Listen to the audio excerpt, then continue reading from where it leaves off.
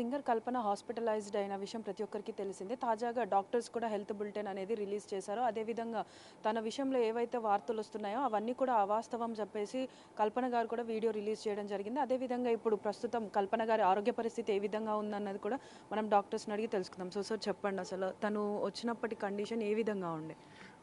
కల్పన గారు Tuesday evening unconscious స్టేట్తో వచ్చారు. With severe breathing డిఫికల్టీతో వచ్చారు. అప్పుడే వెంటనే వెంటిలేటర్ కనెక్ట్ చేసి తన స్టమక్ వాష్ చేసి ఐసీకి షిఫ్ట్ చేసాం వెంటిలేటర్తో.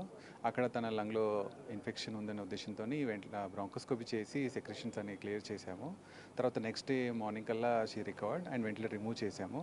నైట్ వరకు ఆక్సిజన్ రిమూవ్ చేసేసి బాడీ షిఫ్ట్ చేసాము. Presently she's fine.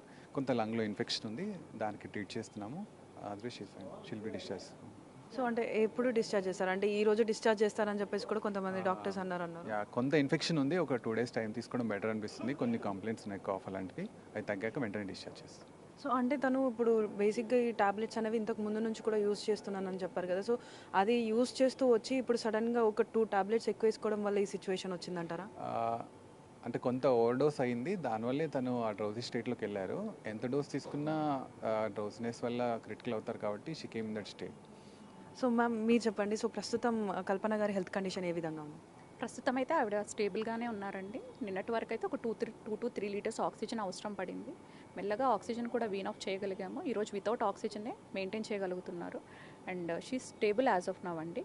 కొద్దిగా లంగ్లో ఇన్ఫెక్షన్ ఉండడం వల్ల దానికి సంబంధించిన యాంటీబయాటిక్స్ ట్రీట్మెంట్ అదంతా జరుగుతుంది. ఒక 1-2 daysలో వీ కెన్ డిశ్చార్జ్ అండి. సో అంటే ఇప్పుడు ప్రస్తుతం తను ఆక్సిజన్ అంటే వెంటిలేషన్ లేకుండానే ఆక్సిజన్ తీసుకుందంటున్నారు కదా, ఎలాంటి ప్రాబ్లం లేదా?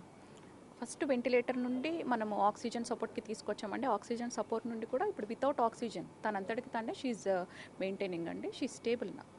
సో అంటే తను ఇన్సోమియాకి మెడికేషన్ తీసుకుంటుంది, అందులో భాగంగానే ఇప్పుడు ఈ టాబ్లెట్స్ అయితే యూజ్ చేయడం జరుగుతుందని చెప్పారు. సో అంటే ఇప్పుడు ఈ కండిషన్ తర్వాత మళ్ళీ తను ఆ టాబ్లెట్స్ యూజ్ చేస్తే ఏమైనా ప్రాబ్లం ఉంటుందా?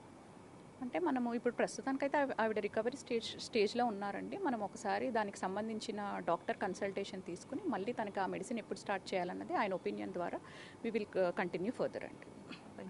సో చూస్తున్నారు కదా, తను ఏదైతే ఇన్సోమియా ప్రాబ్లం వల్ల యూస్ చేస్తున్న మెడికేషన్ ఉందో దానివల్లనే ఈ అన్కాన్షియస్ అవ్వడం అనేది అయితే జరిగింది. ప్రస్తుతం తన హెల్త్ అయితే బాగానే ఉంది. వెంటిలేషన్ నుంచి తను అంటే తన సొంతంగా ఆక్సిజన్ తను తీసుకునేంత స్థాయికి అయితే వచ్చింది. కాకపోతే లంగ్స్లో ఇన్ఫెక్షన్ ఉండడం వల్ల ఇంకొక 2 days అయితే అబ్జర్వేషన్లో ఉండాల్సి వస్తుంది. దాని తర్వాత డిశ్చార్జ్ చేస్తామని చెప్పేసి డాక్టర్స్ చెప్తున్నారు. కెమెరామెన్ వేణుతో శ్రావణి, బిగ్ టీవీ, హైదరాబాద్.